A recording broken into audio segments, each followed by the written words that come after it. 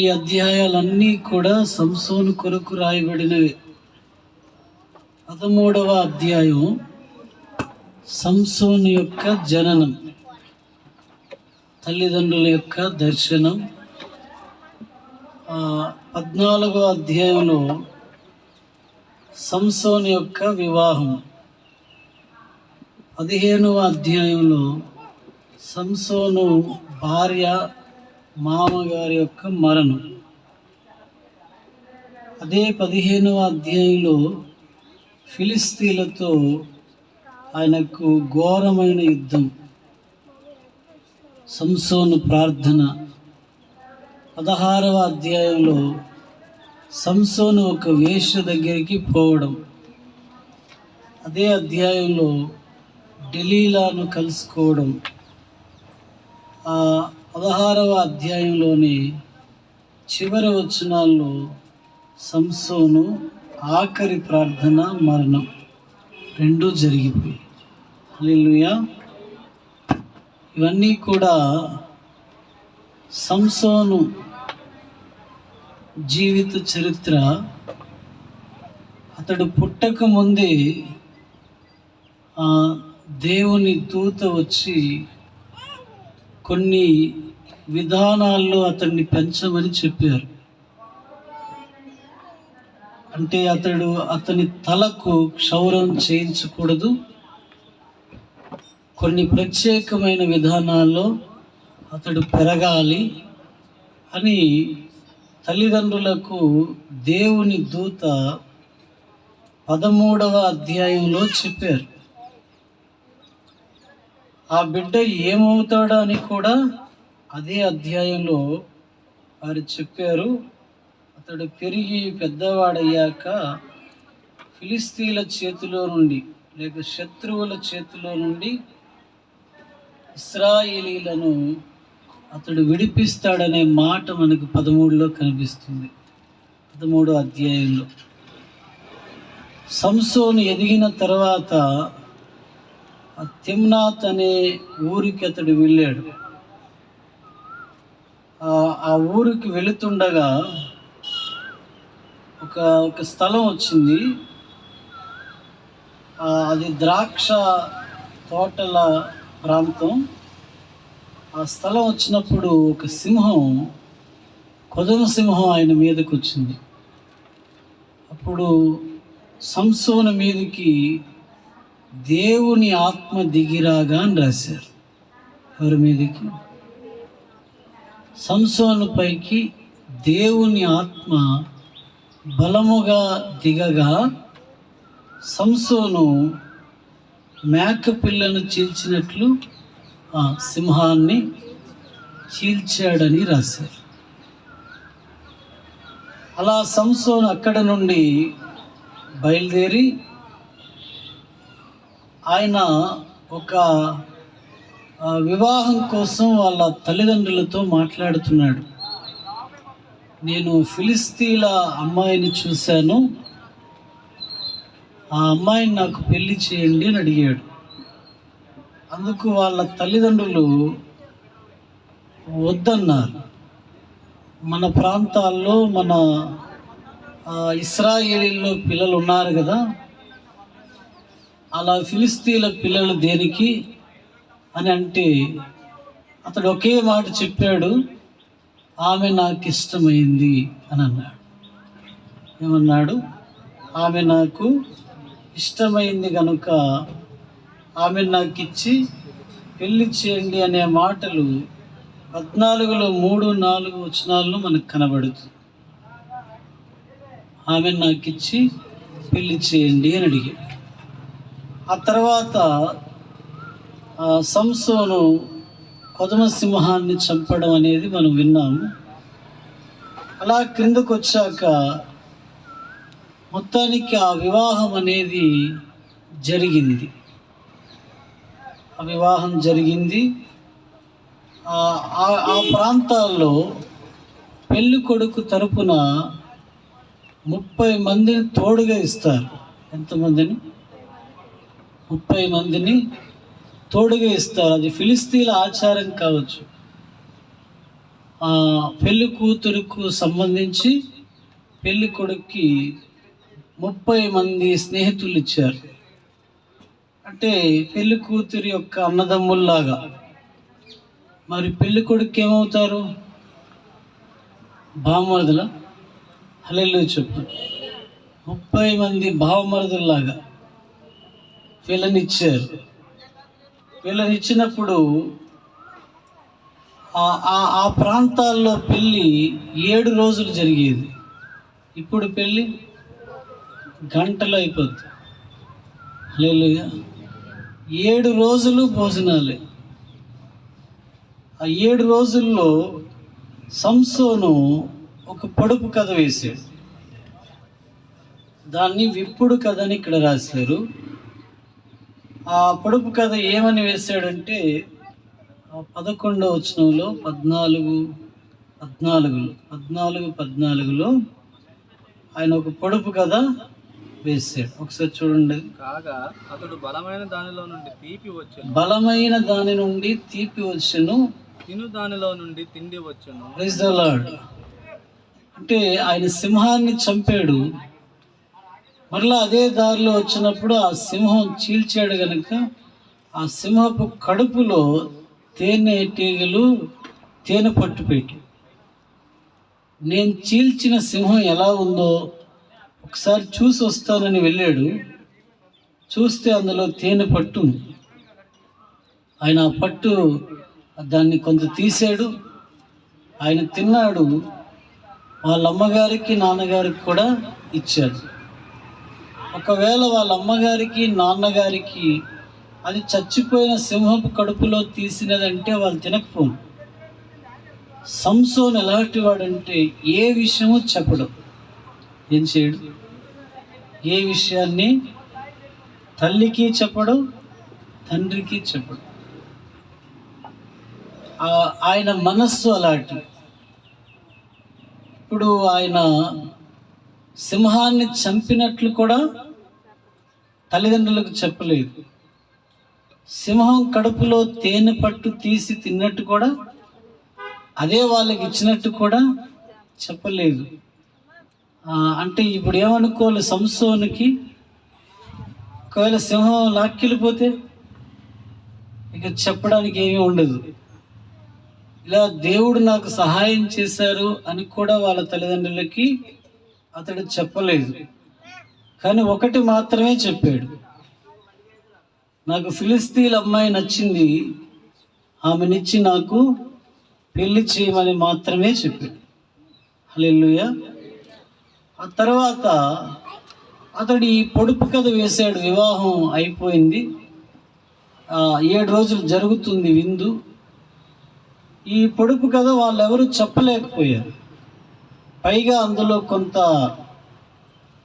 పందెం కూడా వేసుకున్నారు. ఒకవేళ మీరు చెప్తే నేను 30 దుస్తులు బట్టలు ఇస్తాను, నార బట్టలు ఇస్తాను అన్నాడు. మీరు ఓడిపోతే నాకు అలాగనే ఇవ్వండి అని అడిగాడు. 6 రోజులు అయిపోయింది. 7వ రోజు సంసోను భార్య దగ్గరికి ఆ ఊరు వాళ్ళు వచ్చి, ఆ 30 మంది వచ్చి అంటున్నారు, మా ఆస్తులను దోచుకోవడానిక మమ్మల్ని ఈ కార్యక్రమానికి పిలిచావు?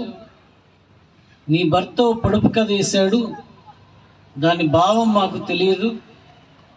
నీవు ఒకవేళ చెప్పకపోతే నిన్ను నీ ఇంటి వారిని అగ్ని వేసి కాల్చేస్తామని చెప్తే సంసోను భార్య ఆయన్ని అడిగింది, ఆ భావం ఏమిటో చెప్పని. అడిగితే ఆయన అన్నాడు, నా తల్లిదండ్రులకే నేను చెప్పను, నీకెలా చెప్తానన్నాడు. హల్లెలూయా. అన్నాడు, నా తల్లిదండ్రులకే చెప్పలేదు, నీకెలా చెప్తా అన్నాడు. కానీ ఆమె ప్రతిరోజు ఏడుస్తుంటే, ప్రతిరోజు ఆమె ఏడుస్తూ ఉండడం మనకి 17-18 వచనాలు కనబడుతుంది. ప్రతిరోజు ఆమె ఏడవడం వలన సంసోను ఏం చేశాడంటే పొడుపు కథ యొక్క భావాన్ని చెప్పేశాడు. బలమైనదంటే సింహము, దానిలో నుండి తేనెపట్టు, ఆ వివరం అంతా ఇచ్చి చెప్పాడు. తన భార్య ఆ విషయాన్ని ఆ ఊరు వాళ్ళకి చెప్పింది. హల్లెలూయా. ఎప్పుడైతే ఆ విషయం చెప్పేసిందో వాళ్ళు వచ్చి సంసోనికి 18వ వచనంలో జవాబు ఇచ్చేశారు. సింహం కంటే బలమైనది ఏముంది, తేనె కంటే తీయనైనది ఏముందనే జవాబు వాళ్ళు ఇచ్చారు. ఇవ్వగానే సంసోనికి కోపం వచ్చింది. వెళ్ళి 30 దుస్తుల బట్టలు ఎవరినో చంపి తెచ్చి ఇచ్చేసాడు. కోపముగా తన సొంత ఊరికి వెళ్ళిపోయాడు. ఎలా వెళ్ళాడో తెలుసుకోవాలి. కోపంగా వెళ్ళిపోయాడు. ఎక్కడికి వెళ్ళాడు?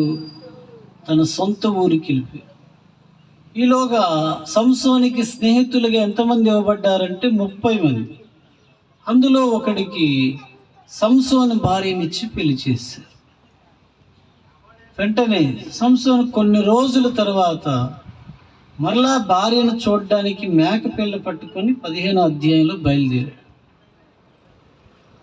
ఆయన వచ్చేసరికి అంతఃపురంలో సంసోను భార్యతో మరొక పురుషుడు ఉన్నాడు. సంసోను అడుగుతున్నాడు, అతను ఎవరు అని అంటే, నువ్వు నా కుమార్తెను ద్వేషించావని నేను అనుకున్నాను, అందుకే ఆమెను అతనికి ఇచ్చి పెళ్లి చేసేసాను, చిన్న కూతురు ఉంది, ఆమెను చేసుకో అన్నాడు. సంసోను కోపం ఇప్పుడు కట్టలు తెంచుకుంది. ఆయన వెళ్ళి 300 నక్కలు పట్టుకున్నాడు. ఎన్ని నక్కలు? 300 నక్కలు పట్టుకొని ఆ నక్కల యొక్క తోకలకు జత చేశాడు. 2 తోకలు జత చేసి వాటి మధ్యలో కాగడా కట్టి అగ్ని పెట్టి ఫిలిస్తీన్ల పంట చేలలో కుదిరేశాడు. అప్పుడు పాడైన పంటలు గోధుమలు, వలీవ, మరికొన్ని పంటలు అక్కడ నష్టం, ద్రాక్ష తోటలు భారీగా దెబ్బతిన్నాయి. ఇది ఎవరు చేశారు అని ఫిలిస్తీన్లు వెతికినప్పుడు సంసోన్ అని తెలిసింది. ఎందుకు చేశాడని వెతికినప్పుడు సంసోను భార్యను వాళ్ళ మామయ్య వేరొకరికి ఇచ్చి పెళ్లి చేశాడు, అందుకే ఇలా చేశాడు అనగానే ఫిలిస్తీన్లు వచ్చి సంసోను భార్యను, తర్వాత ఆ మామయ్యను, బహుశా వాళ్ళ చెల్లిని కూడా ఆ ఇంటిని అగ్నితో వాళ్ళు కాల్చేశారు. సంసోనికి కోపం వచ్చి అక్కడ దాదాపు 15వ అధ్యాయం 5వ వచనంలో, 7వ వచనంలో, 8వ వచనంలో అక్కడ చాలా మందితో ఆయన యుద్ధం చేస్తాడు. అంటే చూడండి 8, తొడలతో తూంట్లను విరగొట్టి వారిని బహుగా హతము చేశాను. అటు పిమ్మట వెళ్ళి ఏతోము బండ సందులో నివసిస్తున్నాడు. చాలా మందిని ఆయన, చాలా బలమైన మనిషి సంసోను, తొడలతోనే చాలా మందిని అంటే ఇలా పట్టుకుని తొడల మీద వేసుకుంటున్నట్టున్నాడు. హల్లెలూయా. అలాగే చాలా మందిని హతం చేశాడు. అక్కడ నుండి ఆయన వెళ్ళిపోయి ఒక గుహలో దాక్కున్నాడు. అప్పుడు ఫిలిస్తీన్లు అందరూ కూడా వచ్చి ఇశ్రాయేలీల్లో సంసోన్ని వెతుకుతుంటే, సంసోను కోసం ఇశ్రాయేలీలో 3000 మంది ఆ గుహ దగ్గరికి వచ్చి, నువ్వెందుకు వాళ్ళతో గొడవ పెట్టుకున్నావు? ఫిలిస్తీన్లు మనల్ని పరిపాలిస్తున్నారు కదా, నువ్వు అలా ఎందుకు చేసావని సంసోన్తో మాట్లాడి, సంసోన్తో అంటున్నారు, నువ్వు బయటికి వస్తే నిన్ను కట్టి వాళ్ళకి అప్పగిస్తామన్నారు. సంసోన్ అన్నాడు, మీరు నా మీద పడకూడదు, నన్ను కట్టి వాళ్ళకి అప్పగించమంటే కొత్త తాళ్ళతో కట్టి ఎవరికి అప్పగించారంటే ఫిలిస్తీన్లకు అప్పగించేశారు. సంసోన్ని ఫిలిస్తీన్లు తీసుకుని వెళ్ళిపోతున్నారు, కేకలేస్తున్నారు. ఇప్పుడు సంసోను మీదకు దేవుని ఆత్మ దిగిరాగా అతనికి చేతుకు కట్టిన తాళ్లను ఆయన అగ్నితో కాలిస్తే ఎలా తాళ్ళు అయిపోతాయో అలాగా ఆయన చేతిలో తాళ్ళు, సంకెళ్ళు 2 ఊడిపోయి వెంటనే సంసోను ఒక గాడిద పచ్చి దవడ ఎముక తీసుకుని 1000 మందితో యుద్ధం చేశాడు. ఎంతమంది? ఒక్క మనిషి 1000 మందితో యుద్ధం చేయలేడు. కానీ సంసోను ఒక్కడే 1000 మందితో యుద్ధం చేసి 2 పోగులుగా వాళ్ళని వేసాడు. అంటే 500 మంది ఒక చోట, 500 మంది ఒక చోట వాళ్ళను పడగొట్టాడు.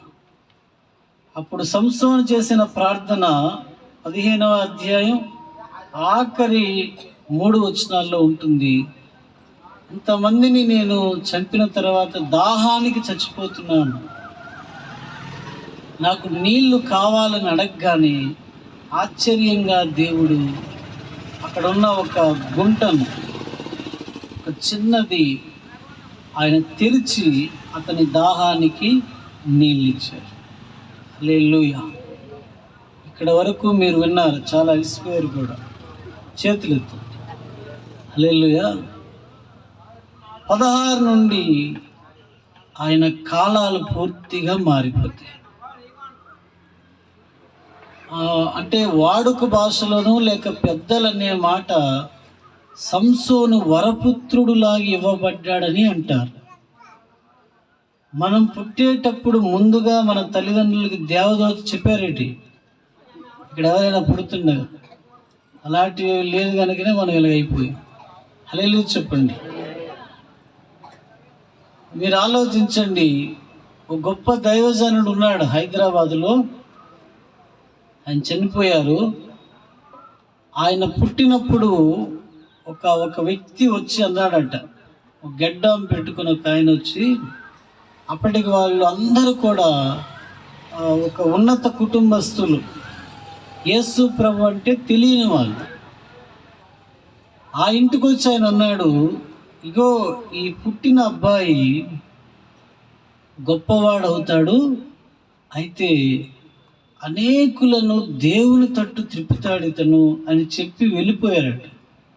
వాళ్ళు అనుకున్నారు ఎలా అవుతాడు, ఏం చేస్తాడో అని వాళ్ళు అనుకుంటే, తర్వాత ఆయన గొప్ప దైవజనుడు అయ్యాడు.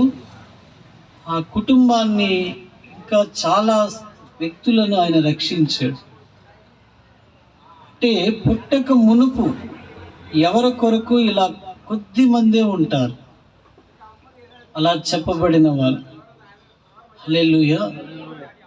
ఆ సంసోను కొరకు పుట్టక మునుపు దేవదూత చెప్పడం, ఇశ్రాయేలీలను శత్రువుల చేతిలో నుండి ఇతడు రక్షిస్తాడని ముందుగా చెప్పడం, ఇవన్నీ జరిగాయి.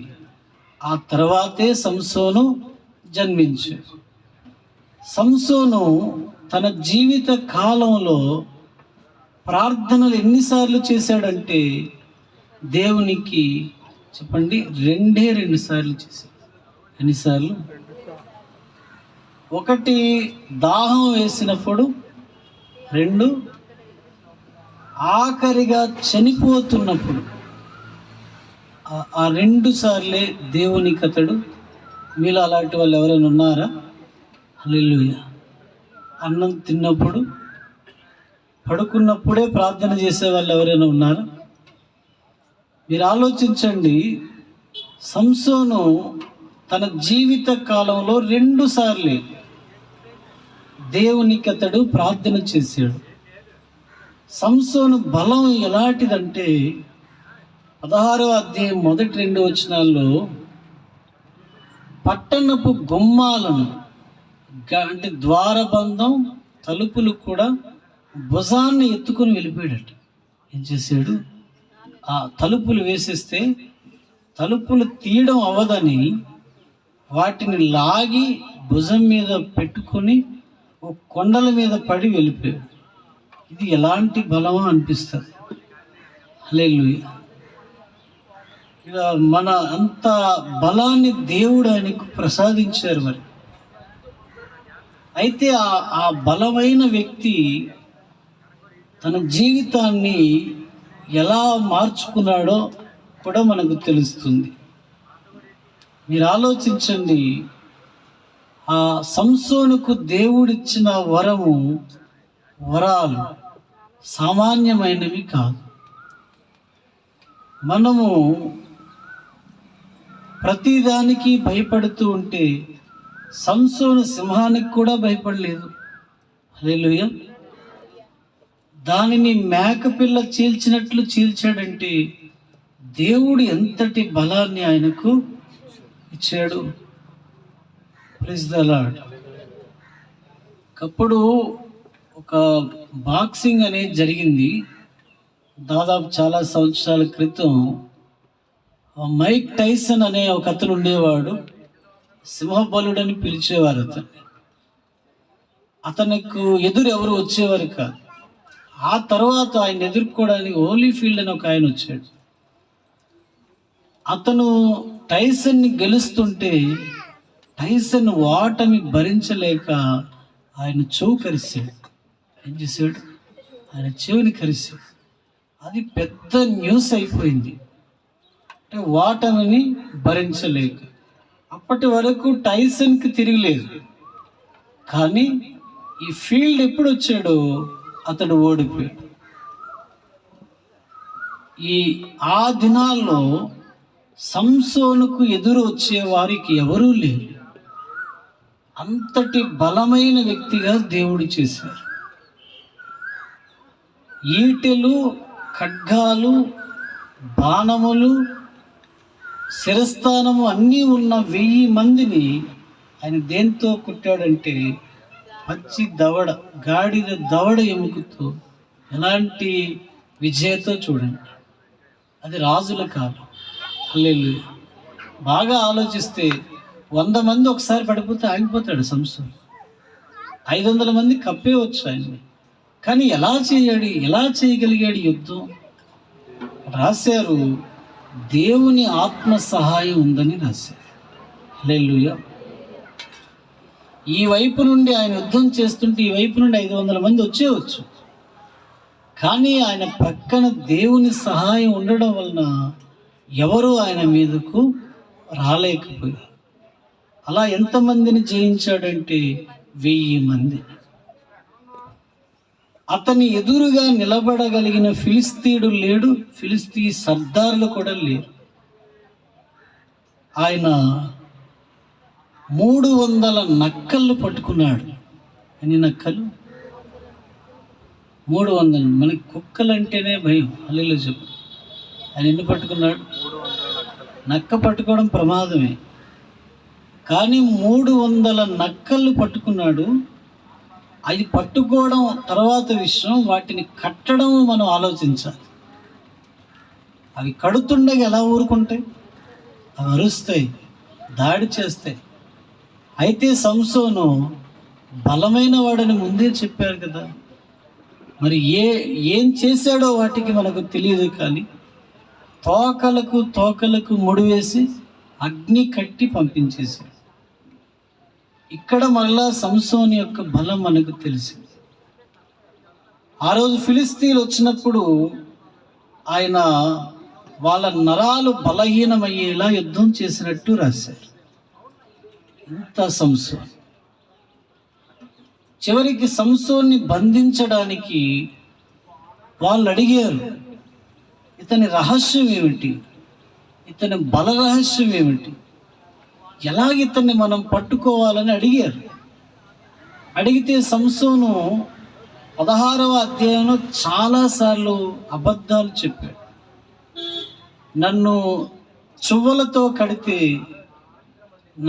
నా బలం తగ్గిపోతుందని, నా జడను మేకులతో కొట్టినప్పుడు బలం పోతుందని, ఇలా కొన్ని అబద్ధాలు చెప్పాడు డెలీలాతో. వాళ్ళు అవన్నీ చేశారు.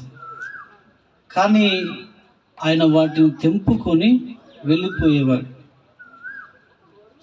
చివరికి ఆయన బల రహస్యాన్ని ఆయన 16వ అధ్యాయంలో 16వ వచనంలో విసిగిపోయి చెప్పేస్తాడు. ఆ డెలీలా దగ్గర విసిగిపోయి చెప్తాడు. మీరు ఆలోచించండి, ఎంత బలమైన వాడు సంసోను. దేవుని ఆత్మ ద్వారా గొప్ప గొప్ప కార్యాలను అతడు చేశాడు. 20 సంవత్సరాలు ఇశ్రాయేలీలకు న్యాయాధిపతిగా ఉన్నాడు. సంసోను ఎక్కడ పడిపోయాడు అని అంటే, ఎక్కడ పడిపోయాడు? స్త్రీల దగ్గర పడిపోయాడు. చెప్పండి, ఆడవాళ్ళ దగ్గర సంసోను బలహీనుడైపోయాడు. అంత బలమైన వాడు కూడా 16వ అధ్యాయం కొన్ని వచనాల్లో మొదట సంసోను ఒక వేశ్యను చూసి అక్కడికి వెళ్ళి ఆ రాత్రంతా అక్కడే ఉండెను అని రాశారు. ఆ తర్వాత వచనాలకు వెళ్ళినప్పుడు ఆయన మరో ప్రాంతంలో డెలీలాను చూచి ఆమెను మోహించి అని రాస్తారు. సంసోను యొక్క బలము, దేవుని యొక్క ఆత్మ కార్యాలు ఇలా ఉంటే సంసోను బలహీనతలు ఏమిటి? హల్లెలూయా. బలహీనతలు ఏమిటంటే స్త్రీలు. హల్లెలూయా చెప్పాలి. అంటే అతడికి మోహపు ఆలోచనలు ఎక్కువ ఉన్నట్లు మనం గ్రహిస్తున్నాం ఇక్కడ. లస్ట్, అతనిలో చెడు ఆలోచనలు బాగా ఎక్కువగా ఉన్నట్టు, చెడు తలంపులు, చెడు ఉద్దేశాలు, చెడు ఊహలు, అంటే వాటిని జయించాలనే మనస్సు అతనికి లేకపోవడం వలన ఒకవైపు దేవుని ఆత్మ వలన బలంగా వాడబడుతున్నాడు, యుద్ధాల్లో ఎప్పుడు వెనక్కి తిరిగి చూడడం లేదు. కానీ అతడు ఎక్కడ బలహీనుడు అవుతున్నాడంటే చెప్పండి, స్త్రీల దగ్గర బలహీనుడు. హల్లెలూయా. తన జీవితంలో మొదట ఫిలిస్తీన్ భార్యను, తర్వాత ఒక వేశ్య, తర్వాత డెలీలా అనే 3 స్త్రీలు మనకు కనబడుతున్నారు. హల్లెలూయా. ఇంత బలమైన వాడు ఎక్కడ పడిపోయాడు మీరు ఆలోచించండి. అంటే కొన్ని బాగానే ఉన్నాయి, కొన్ని ఆయనకు బాగానే ఉన్నాయి, కొన్ని విషయంలోనే సంసోను ఇలా అయిపోయాడు. కారణం, అతడి జీవితంలో దేవుణ్ణి ఆశ్రయించినది చాలా తక్కువ. దేవుణ్ణి ఆశ్రయించినది తక్కువ కాలం, అంటే 2 సార్లు. ఇలా అయితే ఎలా జయించగలం? మీరు ఆలోచించారు, మీరు వదిలేస్తున్నారు మాటలు. హల్లెలూయా చెప్పాలి. శత్రువులతో సొలొమోను రాజు రాస్తాడు, పట్టణాన్ని పట్టుకోవడం సులభం అన్నాడు ఆయన, మనస్సును గెలవడం కష్టం అన్నాడు. ఏమన్నాడు? ఒక పట్టణాన్ని పట్టుకోవడం సులభం అంటే రాజుల భాషలో చెప్తున్నాడు ఆయన. బురుజులు వేసి ముట్టడి దెబ్బలు కట్టి పట్టణాన్ని ఆక్రమించేస్తాం, కానీ మనస్సును కంట్రోల్లో ఉంచడం అనేది కష్టం అని చెప్పారు. ఈ చెప్పిన ఆయన ఎవరు? సొలొమోను మహారాజు, జ్ఞానవంతుడు, 40 సంవత్సరాలు పరిపాలించాడు. ఆయన వృక్ష శాస్త్ర పరిశోధకుడు, జంతు శాస్త్ర పరిశోధకుడు, ఖగోళ శాస్త్ర పరిశోధకుడు. హల్లెలూయా. ఆయన ఏమంటున్నాడు? పట్టణాన్ని పట్టేసుకోవచ్చు కానీ దేన్ని, మనస్సును పట్టుకోలేము అన్నట్టు. ఇక్కడ ఈ మాయ ఏదో ఈరోజు మనం తెలుసుకొని వెళ్ళిపోదాం. Praise the lord.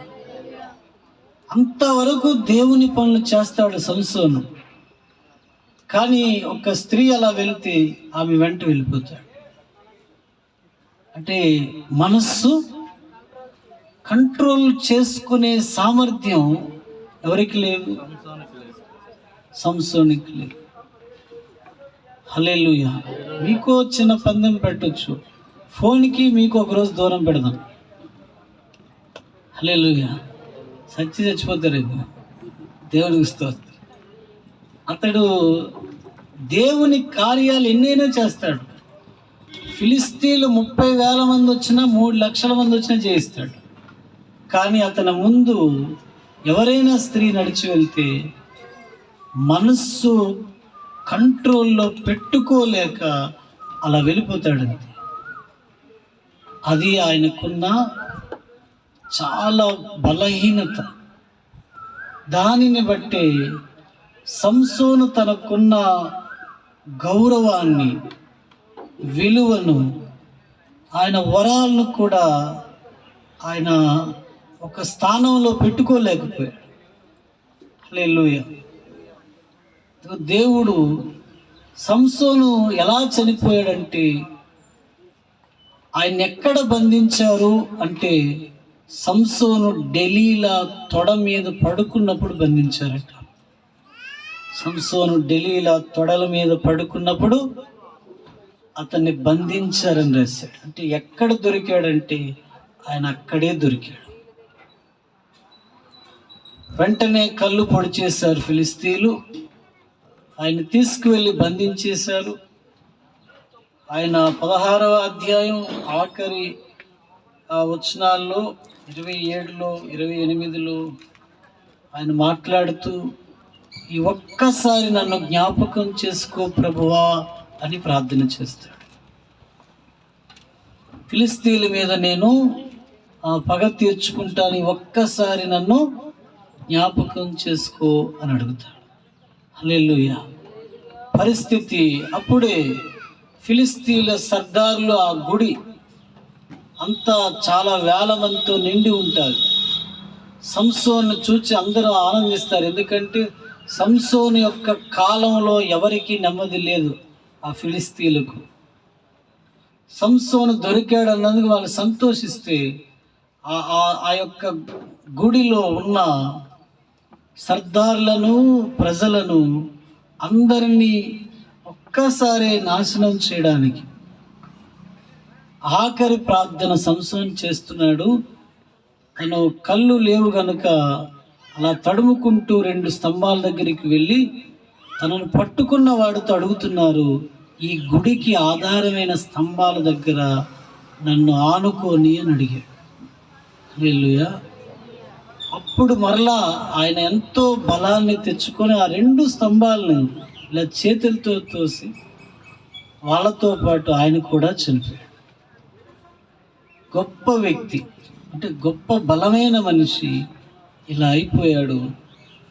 తన బలహీనతలను జయించలేక ఏమయ్యాడు, వాళ్ళ చేతిలో ఆయన బలహీనుడయ్యాడు. కానీ దేవుడు ఆఖరి ప్రార్థన తీసుకొని సంసోన్ని క్షమించి, ఆయన పాపాలను క్షమించి సంసోనికి మరలా సహాయం దేవుడు చేశాడు. ఇప్పుడు మీరు ఆలోచించండి, ఇంత బలమైన వ్యక్తి యొక్క బలహీనతలు ఏమిటంటే, హల్లెలూయా, మనకు కూడా ఎన్నో తలాంతులు ఉండొచ్చు, కానీ మనకు బలహీనతలు ఉంటాయి. మన టాలెంట్స్ మనం చెప్తాం, కానీ బలహీనతలు ఎవరైనా చెప్తామా? ఎవరూ చెప్పరు. మీరు ఆలోచించండి, ఏమిటా బలహీనతలంటే, ఏ విషయంలో మనం దేవునికి దూరం అవుతున్నామో, ఏది తరచు మనల్ని పడగొడుతుందో అదే మన బలహీనత. అర్థమైందా? ఏ విషయంలో మనం దేవునికి దూరస్తులు అవుతున్నాం, ఏది మనల్ని ఆయనకి దూరం చేస్తుందో ఆ బలహీనతే మన బలహీనత. సంసోను బలహీనత ఏమిటంటే, ఆయన ముందు స్త్రీలను నడిపిస్తే చాలు. Praise the Lord. మనస్సును కంట్రోల్ చేసుకోలేని బలహీనత ఆయనకు. ఆయన తల్లిదండ్రుల దగ్గర కంటే ఢిల్లీల దగ్గరే ఎక్కువ కాలం గడిపాడు. మరలా ఆయన వివాహం చేసుకోలేదు. భార్య చనిపోయిన తర్వాత వాళ్ళు ఫిలిస్తీన్లు చంపేశాక ఎక్కువ కాలం అంతా ఎక్కడ గడిపాడంటే డెలీలా దగ్గరే గడిపాడు. హల్లెలూయా. మరి దేవుని దగ్గర గడిపాడా? హల్లెలూయా చెప్పుకోండి. బాగా ఒక్కబెడుతుంది. ఎక్కడ గడిపాడు? డెలీలా దగ్గర ఎక్కువ కాలం గడిపాడు.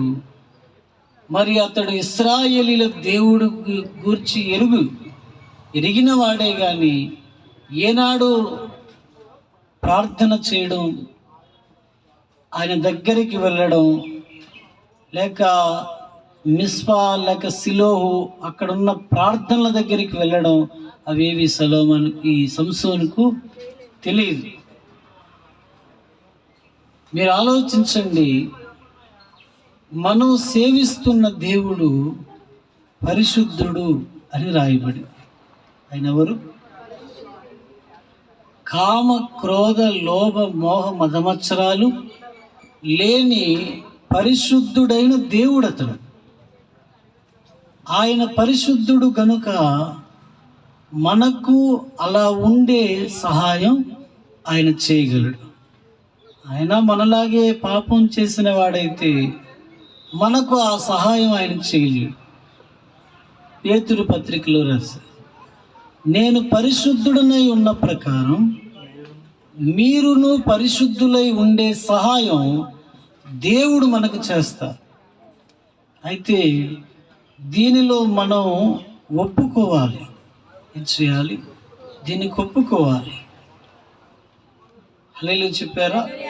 దీనికి మనము ఒప్పుకోవాలి. నేను ఒప్పుకుంటాను ప్రభువా, నేను అలా ఉండడానికి ఒప్పుకుంటానంటే దేవుడు సహాయం చేస్తారు. బలవంతంగా ఎవరితోనూ దేవుడు పాపాన్ని మాన్పించరు. తనంతట తాను విడిచిపెడితేనే నిలబడతారు. బలవంతంగా విడిపించిన మళ్ళీ వాళ్ళు దాని దగ్గరికి తిరిగి వెళ్తారు. హల్లెలూయా. నీ అంతట నీవు వదిలేస్తేనే నిలబడగలుగుతావు.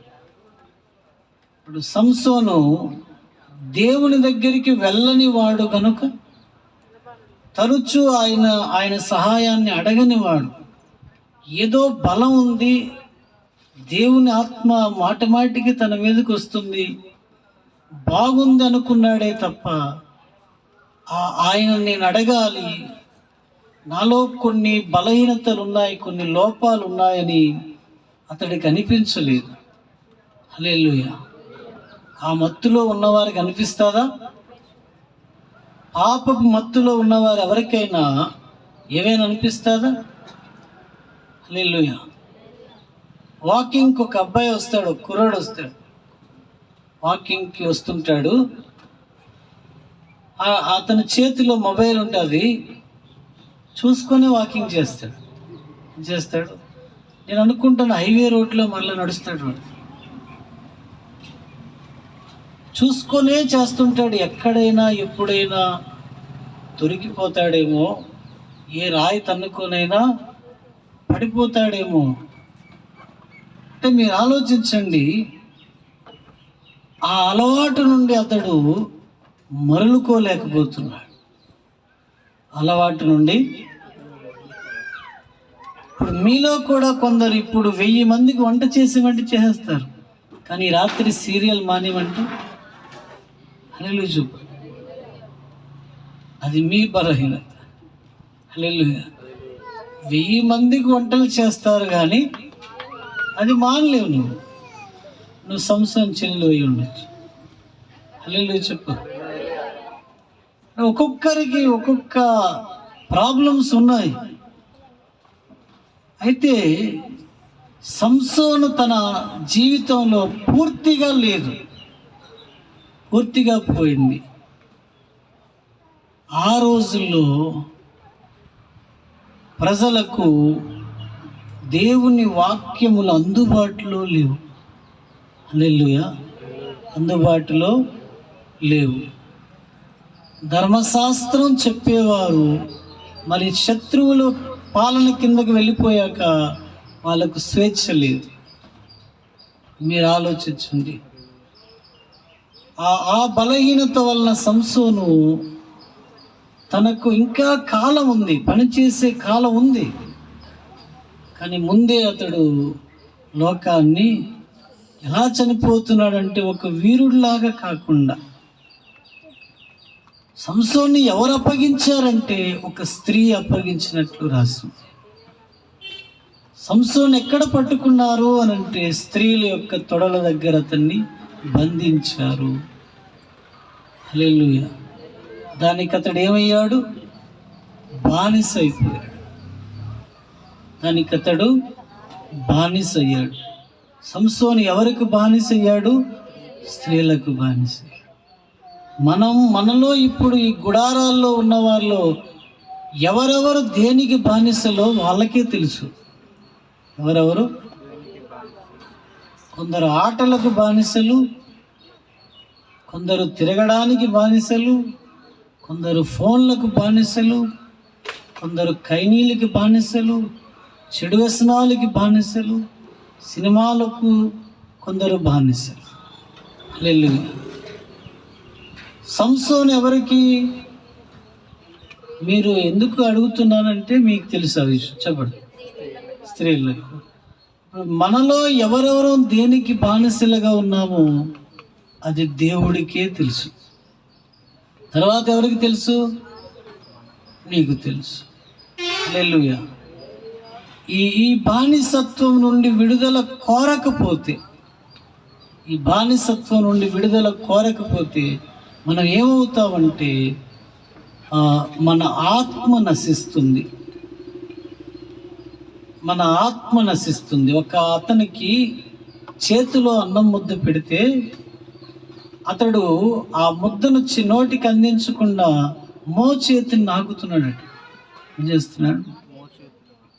ఇక్కడ ముద్ద పెడితే ఇక్కడ నాకుతున్నావేంటి అనే ఆ సందేహంతో వాళ్ళని అడిగితే అతడు ఉదాహరణ చెప్పాడు. దేవుళ్ళో ఆనందించే దినాలు మానవుడు బ్రతికున్న దినాలే. దేవుళ్ళో ఆనందిస్తాడు, దేవుని దగ్గర ఏడుస్తాడు, దేవుణ్ణి కౌగిలించుకుంటాడు, ఆయన పాదాలకు ముద్దు పెట్టుకుంటాడు. వాడు బ్రతికినప్పుడే.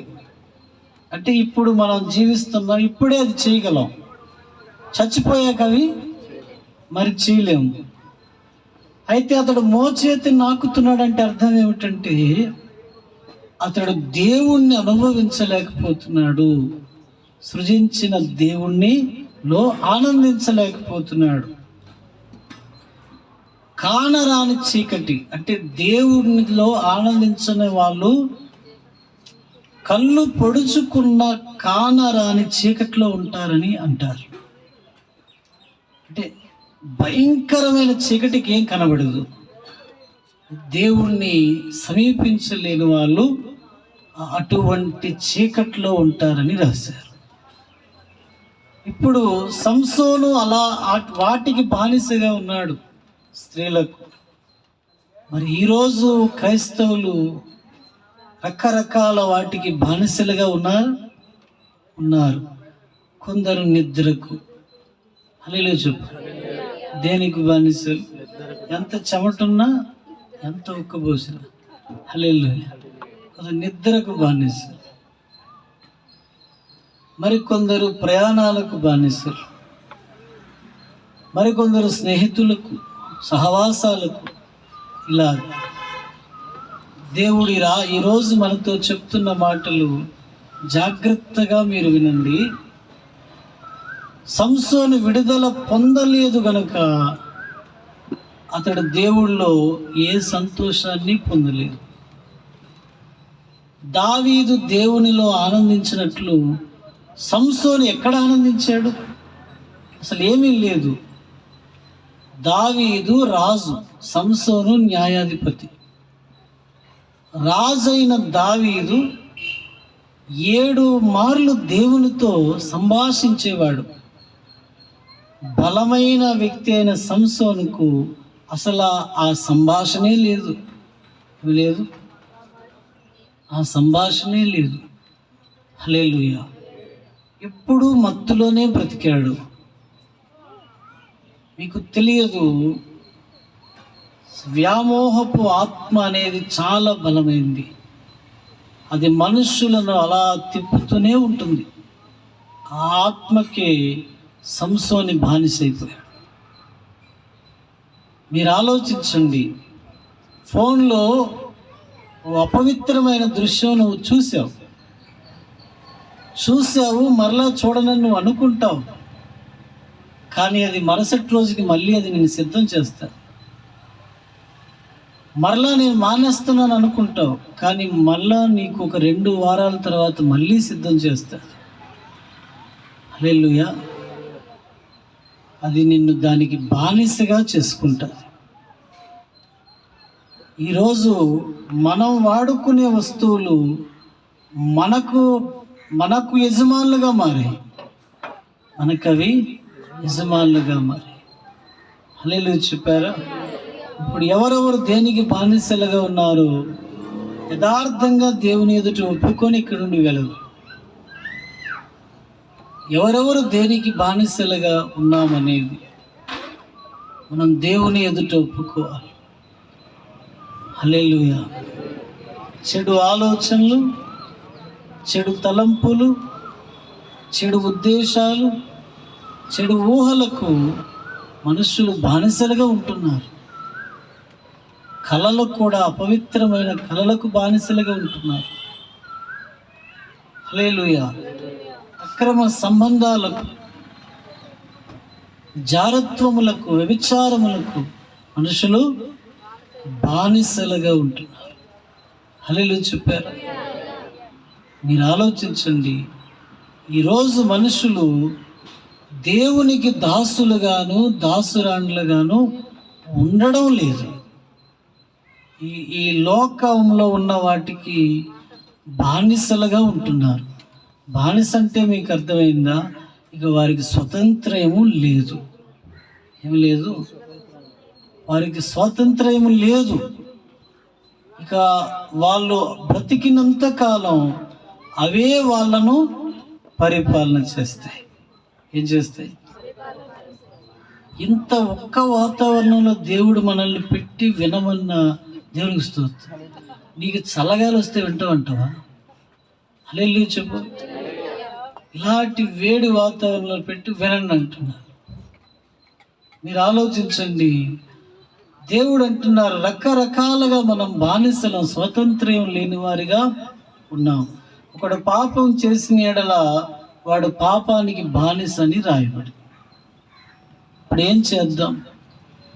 విడుదల పొందాలి. ఏం చేయాలి? విడుదల పొందాలి. ఎలా విడుదల పొందాలి? ఇశ్రాయేలీలు న్యాయాధిపతుల కాలంలో వాళ్ళ మధ్యలో అమ్మోనీలతో, హివ్వీలతో, యబూసీలతో, గిర్గీషీలతో సహవాసం చేస్తున్న కాలంలో వాళ్ళ పటాలను, వారి బొమ్మలను తెచ్చి వాళ్ళు గృహాల్లో పెట్టారు. అవి చాలా కాలం వాళ్ళు తీయలేకపోయారు. వాటికి వాళ్ళు బానిసలయ్యారు. అయితే మనకు ఆ 9వ అధ్యాయంలో కనబడుతుంది, వాళ్ళు అవి తీసేసినప్పుడు వాళ్ళ దురవస్థను చూచి దేవుడు చాలా బాధపడ్డారని మనకు అక్కడ కనిపిస్తుంది. హల్లెలూయా. దేవుడు చాలా బాధపడ్డారని 10వ అధ్యాయం 15, 16 వచనాల్లో చూడండి. అప్పుడు ఇశ్రాయేలీయులు, మేము పాపము చేసి ఉన్నాము, నీ దృష్టికి ఏది అనుకూలమో దాని చొప్పున మాకు చేయము, దయచేసి నేడు మమ్మును రక్షింపమని చెప్పి యెహోవాను సేవింపవలనని తమ మధ్య నుండి అన్యదేవతలను తొలగింపగా ఆయన ఆత్మ ఇశ్రాయేలీయులకు కలిగిన దురవస్థను చూచి సహింపలేకపోయాను. Praise the lord. ఎప్పుడు తీశారు వాళ్ళు? వాళ్ళ ఇంట్లో ఉన్నవి, వాళ్ళ హృదయంలో ఉన్న బొమ్మలు ఎప్పుడు తీశారంటే, దేవుడు అన్నారు నేను మీకు సహాయం చేయలేనన్నారు. ఒకవేళ మీకు సహాయం చేసినా మీరు నిలబడరు అని దేవుడు అనుకుంటే అది అప్పుడు జరిగినది ఏమిటంటే, ఇశ్రాయేలీయులు లేదు మేము పాపమే చేసాం, వాటిని ఒప్పుకుంటున్నాం, ఇదిగో వాటిని తీసేస్తున్నామని వాళ్ళు చెప్పినప్పుడు దేవుడు వాళ్ళ దురవస్థను చూచి సహింపలేకపోయారని రాశారు. మీరు ఆలోచించండి, తీసేశారా లేదా? వాళ్ళు తీసారా? బిజీగా ఉన్నట్టున్నారు అందరు. చదువు తీసారా? తీసారు. హల్లెలూయా.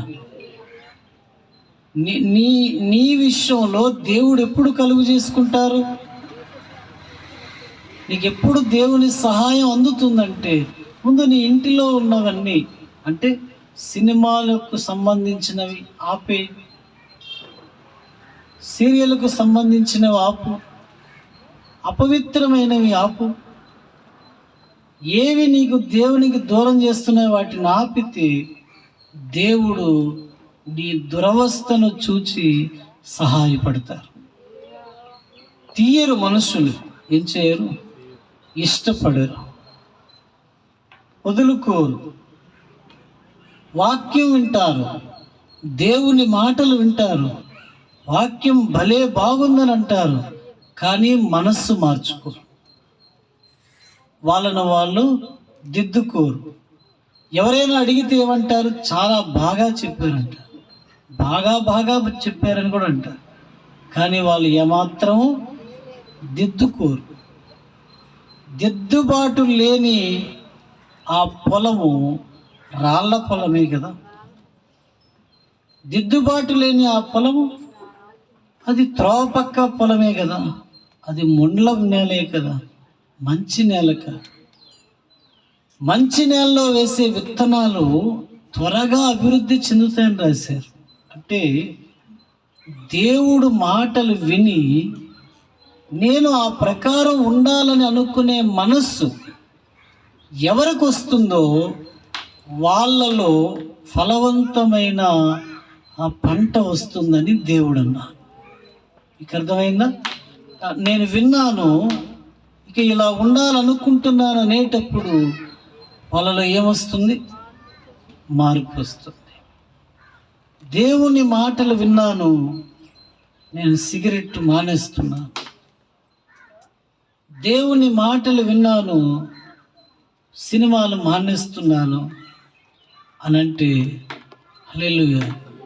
ఆశ్చర్యపోరా నీ చుట్టుపక్కల ఉన్నవారు, సినిమాలే మానేస్తావా అని అంటారు. ఎలా మానేస్తావు? ఈరోజు అది లేకుంటే లేదు కదా, నువ్వు ఎలా మానేస్తావు? Praise the lord.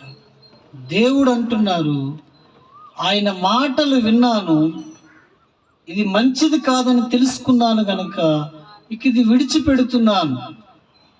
అలా చేసేవాళ్ళు నిలబడతారని దేవుడు అన్నారు. అలా చేసేవాళ్ళు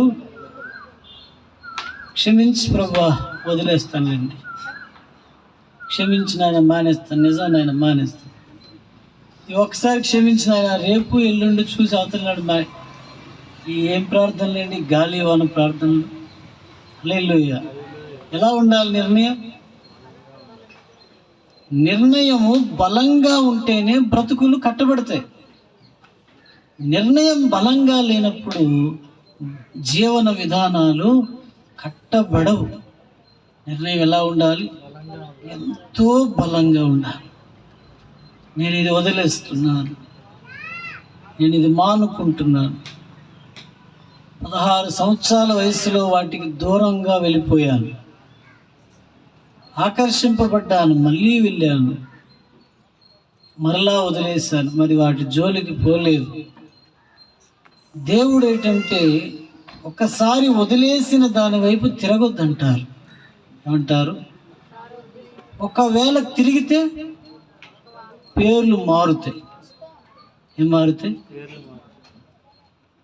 ఒకసారి వదిలేసాం, మళ్ళీ తిరిగితే కుక్క తన వాంతుకు తిరిగినట్లు, కడగబడిన పంది మరలా తన బురదకు వెళ్ళినట్లు అని రాశారు. వదిలేసిన దాని వైపు ఎవరమైనా తిరిగితే మనం ఏమైనట్లంటే ఇన్సల్ట్ అయిపోతున్నాం మేము. హల్లెలూయా. ఎప్పుడు ఇన్సల్ట్ చేసినప్పుడు లేదా? నన్ను అందరి మంది ఇన్సల్ట్ చేస్తున్నావు, అది ఇన్సల్ట్ కాదు, నువ్వు చేసే పనులే ఇన్సల్ట్. హల్లెలూయా. మీరు ఆలోచించండి, ఇప్పుడు వదిలేసిన వాటి వైపు వెళ్ళడం వలన మనకు పేర్లు మారిపోయి, దేవుడు మనల్ని చూసి దుఃఖపడుతున్నాడు. వదిలేశాడు, పూర్తిగా ఇవన్నీ వదులుకొని వచ్చాడు, మరలా తిరిగి ఆ వైపు వెళ్ళిపోయాడు. అది కూడా పేతురు పత్రికలో రాశారు. వాళ్ళు మనస్సాక్షిని చంపేసుకున్నారని రాశారు. ఏం చంపారు? ఇక్కడ అలాంటి వాళ్ళు ఎవరున్నారా? అయిపోయింది, వదిలేస్తాను, వెళ్ళిపోతుంది. నన్ను దీవించడానికి వచ్చారా? హల్లెలూయా చెప్పండి. దేని చంపారు? మనస్సాక్షిని చెప్పండి చంపేసుకుంటున్నారు. మీకు తెలుసు కదా, పరలోకం నుండి స్వరం వినబడి, బాబు నువ్వు ఆ పాపం చేయొద్దని చెప్పదు. నువ్వు పాపం చేసే ప్రతి స్థలానికి మీ పాస్టర్ గారు బైబిల్ పట్టుకొని వచ్చి అలా చేయొద్దు అని ఆయన అన్నాడు. హల్లెలూయా. నీలో ఉన్న మనస్సాక్షి నీకు హెచ్చరిక చేస్తుంది. నువ్వు రాంగ్ అని చెప్పేది కూడా మనలో దేవుడు పెట్టిన మనస్సాక్షి.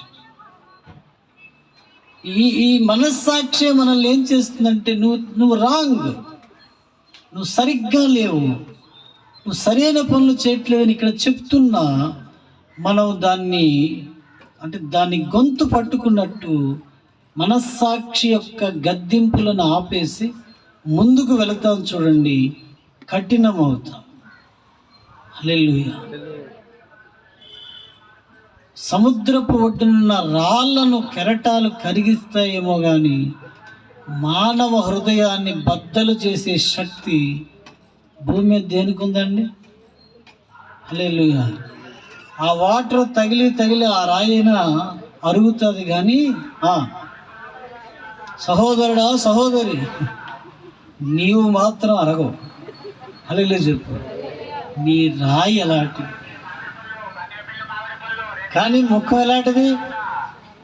కరుణ, జాలి, దయ. హల్లెలూయా చెప్పు. రాళ్ళు ఉంది, అలాంటి రాళ్ళు. అందుకే ఆయన అన్నాడు, మాంసపు హృదయాన్ని నీకు ఇస్తాను, ఆ రాతి గుండెని నేను తీసుకుంటానని దేవుడు అన్నారు. అది ఎంత మాట అండి! ఇలాంటి హృదయము ప్రపంచములో జంతువులకు కూడా లేదు, అది ఒక్క మానవుడికే ఉంది. వాడు పాపం చేసినప్పుడు ఒప్పుకోకపోతే, దాన్ని దిద్దుకోకపోతే రాను అవి ఏమవుతాయంటే, ఇంకా అది చిన్న రాయి మొదట, ఇంకా ఒప్పుకోలేదు, అది పెద్ద రాయి అయింది. ఇంకా ఒప్పుకోలేదు, అది బండగా మారుతుంది. ఇంకా వాడు సరి చేసుకోలేదు, అది పెద్ద రాయి, ఈ టెంట్లు వేసినంత రాయిగా మారింది. ఇంకా ఒప్పుకోవట్లేదు వాడు, ఇక విశాఖపట్నం అంత రాయి ఉంది వాడి దగ్గర, ఇంకా ఒప్పుకోలేదు, ఇక బీచే అంత రాయిగా మారిపోయాడు. నువ్వు రాయితో ఏం మాట్లాడుతావు? రాళ్ళతో మాట్లాడగలవా? హల్లెలూయా. రాళ్ళకు ఉపదేశం చేయగలమా? రాయికి ఏదైనా ఇస్తే అది తిరిగి వెనక్కి వస్తుంది. హల్లెలూయా. అది తిరిగి మనకే అది రివర్స్ అవుతుంది. కనుక రాళ్ళతో మనం మాట్లాడలేము. దీంతో మానవులు ఈ కాలంలో వాళ్ళ హృదయాలను రాళ్ళగా చేసుకుంటున్నారు. వాళ్ళ హృదయాలను అది రాయిగా ఉండకూడదు అని మీరు అనుకుంటే ఏం చేయాలంటే, ఎప్పుడు తప్పిదాన్ని అప్పుడే సరి చేసుకోవాలి. ఇప్పుడు తప్పిదాన్ని మేకు గుచ్చింది, లోపలికి గుచ్చింది, అది ఇన్ఫెక్షన్ కూడా అయింది. సంవత్సరం తర్వాత ఇంజెక్షన్ వేసుకుంటావా? హల్లెలూయా. ఏమంటారు డాక్టర్ గారు? బాగా వచ్చావు ఇంజెక్షన్ కంటారు.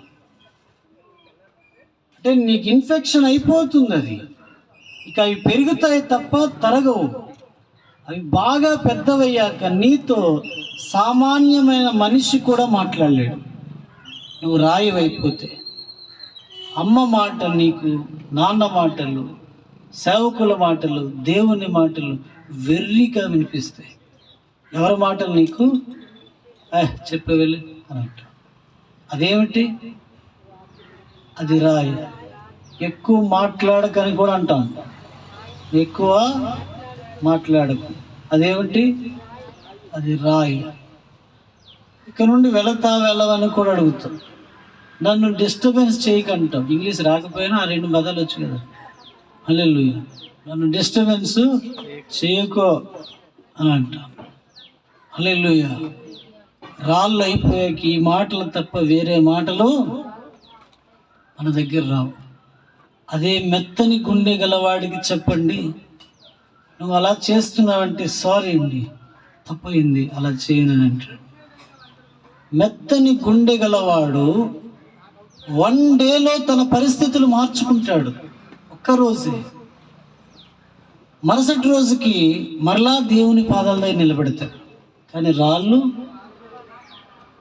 చెప్పాలి. వీళ్ళు ఎవరైనా ఉన్నారా? హల్లెలూయా చెప్పు. రాళ్ళకు టైం పడుతుంది. అందుకే ఆ రాళ్ళను ఇప్పుడు ఎక్కడ నుండో దొర్లిస్తే అది ఎప్పుడో ఇసగ్గా మారుతుంది. దేవుడు నీతో చెప్తున్నారు, నువ్వు విని వెంటనే సరి చేసుకున్నవాడివేనా? బానిసలుగా ఉండకండి. గర్వము మనకుంటే గర్వానికి మనం బానిసలు. అహంకారం ఉంటే అహంకారానికి మనం బానిసలు. శరీరేచ్ఛలు ఉంటే శరీరేచ్ఛలకు బానిసలం. పొగరు ఉంటే పొగరకు బానిసలం. తిరుగుబాటు ఉంటే తిరుగుబాటుకు బానిసలం. అంటే నిర్లక్ష్యం ఉంటే నిర్లక్ష్యానికి బానిసలు. అబద్ధం ఉంటే అబద్ధానికి బానిసలు. హల్లెలూయా. ఇప్పుడు మీరు అర్థం చేసుకున్నారు, సంసోను దాని నుండి ఎందుకు రాలేకపోయాడు అనంటే అతడు ఎవరిని అడగలేదు. ప్రభువా, నాకు ఈ అలవాట్లు ఉన్నాయి, ఈ అలవాట్ల నుండి నన్ను విడిపించు, ఈ అలవాట్ల నుండి నన్ను విడిపించని అతను అడగలేదు. మీరు ఆలోచించండి. అయిపోయింది. ఆఖరి మాటలకు వచ్చేసాం. దుష్ట సాంగత్యం, ఈ మాట అందరికీ వచ్చు, క్రైస్తవ జనాంగానికి ఇది తెలుసు. మంచి నడవడిని పాడు చేస్తుంది. అంటే దాని అర్థం ఇప్పుడు మనం చేయాల్సింది ఏమిటంటే వదులుకోవడమే. మనం చేయాల్సినది ఇది నన్ను పాడు చేస్తుందని తెలిసాక దాన్ని మనం ఏం చేయాలంటే ఇక దీన్ని నేను వదులుకోవాలి. Praise the lord. ఈ కనుదృష్టిని కాపాడుకోండి. చక్కని గ్రంథం ఉంది. దేవుని మాటలు చదివే ధన్యత ఆ దేవుడు మన కళ్ళకిచ్చాడు. ఇది చదువుకోండి. ఆ రంగురంగుల డిస్ప్లే ఉన్న ఫోన్తో మీరు కాలాలు వెళ్ళబుచ్చకండి. ఈ గ్రంథాన్ని చదివి దేవుడు ఎలాంటి వారో తెలుసుకో. హల్లెలూయా. దేవుడు ఎలాంటి వారు చదువుతున్నాను కానీ అర్థం అవ్వట్లేదండి. వెంటనే అర్థమైపోద్దా?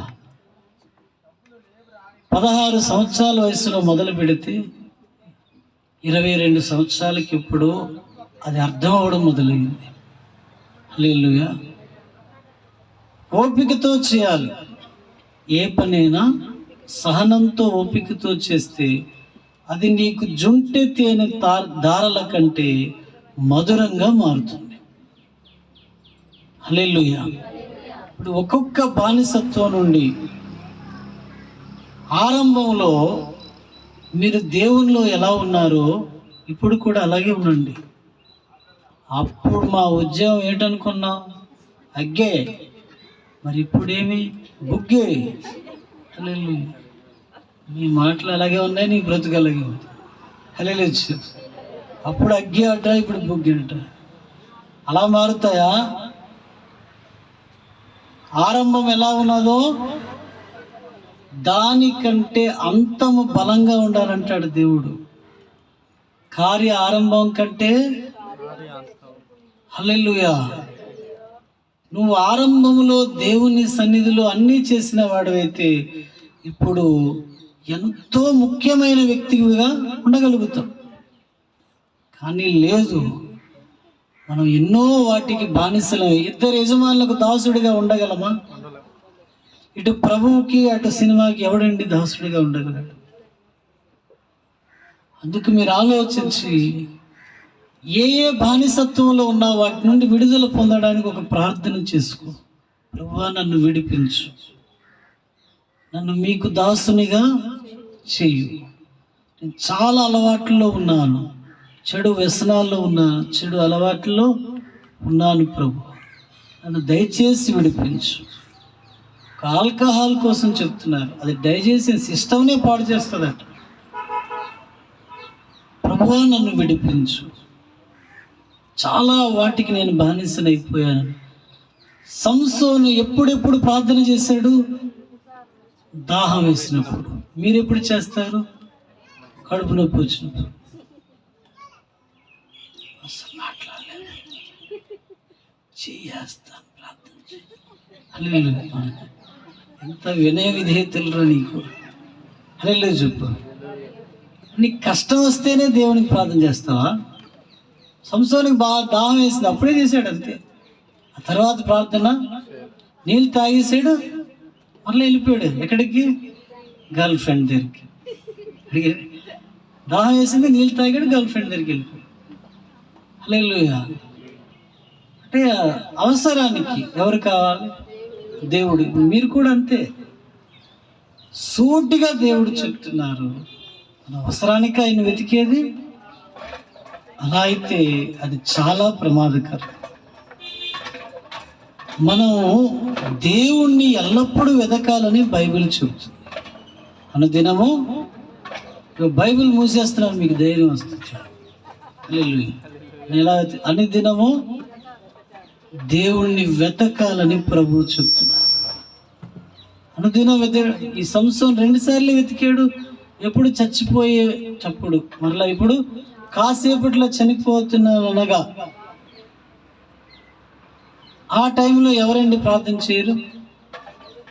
ఎవరు చేయరు? అందరూ చేస్తారు. అదే బాగులేనప్పుడు ఎవరు చేయరు? అమ్మా, నువ్వేంది కంగారు పడకు, ఏసీ ఏసీ అనుకుని అంటే అలాగండి బాబు, AC AC AC AC AC ఏసీయే బాబు అని అంటారు. తగ్గిపోయిందంటే మరి ఆ పదం వదిలేస్తాడు.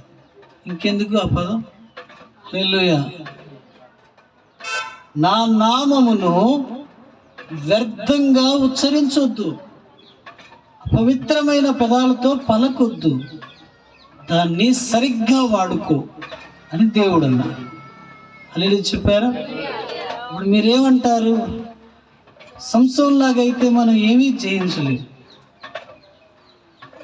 అతడు ఏదీ విసర్జించలేదు. ఆయనకు తెలియదా నాజీరు చేయబడిన వాడు ఎలా ఉండాలో? లేవియా కాండంలో రాశారు. తెలుసు, కానీ అలా ఉండలేకపోయాడు.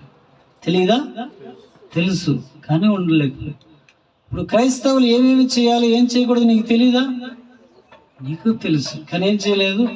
పర్వాలేదు. ఏమైపోయింది? దేవుడు శిక్షిస్తాడా? ఏది రమ్మను, శిక్షించమను. ఏ శిక్ష రాదు. అవును, ప్రైజ్ ది లార్డ్. నువ్వు అనుకున్నట్లే ఏ శిక్ష రాదు, కానీ నువ్వు అనుకోని టైంలో వస్తుంది. నువ్వు అనుకున్నప్పుడు రాదు, నువ్వు ప్రగల్భాలు పలికినప్పుడు రాదు, నువ్వు దేవుణ్ణి ప్రశ్నించినప్పుడు రాదు. నువ్వు అనుకోనని గడియ ఒకటి ఉంటుంది, అప్పుడు ఆయన దాన్ని పంపిస్తారు. హల్లెలూయా. ఇప్పుడు మీరేమంటారంటే ఈ బానిసత్వం నుండి విడుదల పొందాలని ప్రార్థన చేయండి. ఏదో నేను సినిమా హాళ్ళకు వ్యతిరేకిని అన్నట్టు కాదు, కానీ మీరు ఆ చలనచిత్రాలకు దూరం అవ్వకపోతే దేవునిలో నిలబడలేరు. ఎవరిలో? ఆ సీరియల్స్ వాటిని మీరు మానకపోతే, బిగ్ బాస్లు ఇంకేమున్నాయి మీకు తెలుసా లిస్టు, అవన్నీ కానీ మీరు వదలకపోతే చెప్పండి, దేవుని ఎదుట నిలబడడం సాధ్యపడదు. నాకు దేవుడు వద్దు, ఓకే, నీ ఇష్టం వచ్చినట్టు బ్రతుకు. కానీ నీకు దేవుడు కావాలనుకుంటే మాత్రం చెప్పండి, వీటిని వదలాలి. వీటిని వదిలి ప్రత్యేకంగా బ్రతికితే దేవుని సహాయాన్ని అందుకుంటాం. దేవుని ఆత్మ నీ ఇంటిలో 3 ఉంటే 4వ వాడు ఉన్నట్టే, 2 ఉంటే 3వ వాడు ఉన్నట్టే, 1 ఉంటే ఇంకొక వ్యక్తి ఉన్నట్టే. ఆయన విసర్జించిన వాళ్ళతో ఉండే దేవుడు. హల్లెలూయా. ఆయన చెడుతనాన్ని విసర్జించిన వాళ్ళతో ఉండే దేవుడు. ఇప్పుడు నిర్ణయం తీసుకో, ప్రార్థన చేసుకో.